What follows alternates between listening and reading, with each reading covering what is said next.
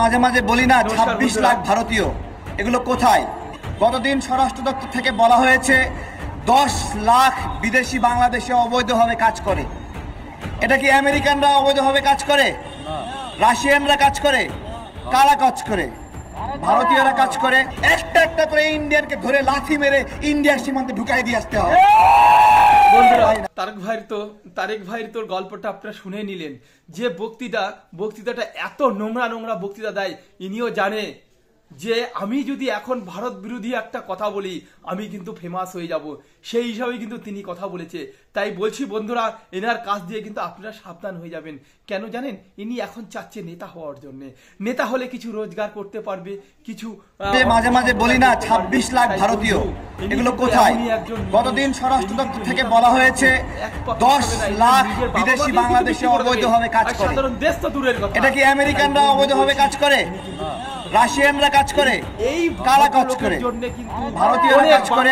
একটা একটা করে ইন্ডিয়ানকে ধরে লাথি মেরে ইন্ডিয়ার সীমান্তে ঢুকাই দিয়ে আসতে হবে।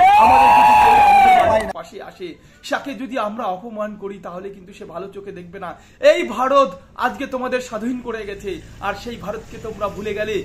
এই 1971 সালে কত মানুষকে কেটে ফেলে দিয়েছে, নদীকে ভাসিয়ে দিয়েছে পাকিস্তানের সেই সৈন্যরা। সেই বাঁচিয়েছে কারা?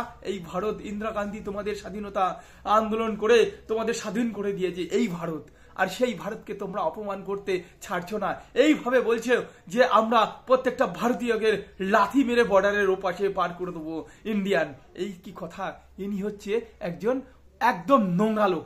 এই কিছু কিছু মানুষের জন্য কিন্তু আমরা জানি, আমরা এই সোনার বাংলা যে দেশ, এটা কিন্তু খুব সুন্দর দেশ। রবীন্দ্রনাথ ঠাকুর একটা কথা বলে গেছিলেন, আমার সোনার বাংলা আমি তোমায় ভালোবাসি। মাঝে মাঝে বলি না ২৬ লাখ ভারতীয় এগুলো কোথায়? গতদিন স্বরাষ্ট্র দপ্তর থেকে বলা হয়েছে ১০ লাখ বিদেশি বাংলাদেশে অবৈধভাবে কাজ করে। এটা কি আমেরিকানরা অবৈধভাবে কাজ করে?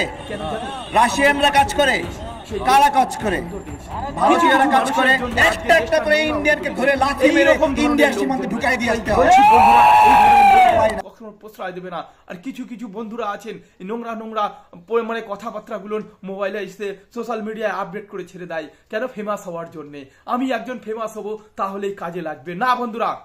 এর জন্য কিন্তু বাংলাদেশটা পুরো নষ্ট হয়ে যাচ্ছে, ভাবমূর্তিটা নষ্ট হয়ে যাচ্ছে। তাই তোমরা কিন্তু সবাইকে একটাই কথা মনে রাখবে, প্রত্যেকটা বন্ধুদের কথা মনে রাখবে। না বন্ধুরা, এরকম যারা বক্তৃতা দেয় তাদের আশেপাশে আপনারা দাঁড়াবেন না, আশেপাশে যাবেন না।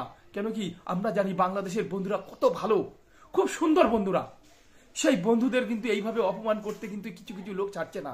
তাই প্রত্যেকটা বন্ধুদের বলছি, বাংলাদেশের বন্ধুদের বলছি, বন্ধুরা তোমরা কিন্তু এই ধরনের মানুষকে কিন্তু কখনো পাশে কিন্তু চান্স দেবে না, সামনে ঘেঁচতে দেবে না। এটা কিন্তু মনে রাখতে হবে। তাই বন্ধু, তাই এইটুকু বলে তোমাদের কিন্তু সবাইকে মাঝে মাঝে বলি না ২৬ লাখ ভারতীয় এগুলো কোথায়? গতদিন স্বরাষ্ট্র দপ্তর থেকে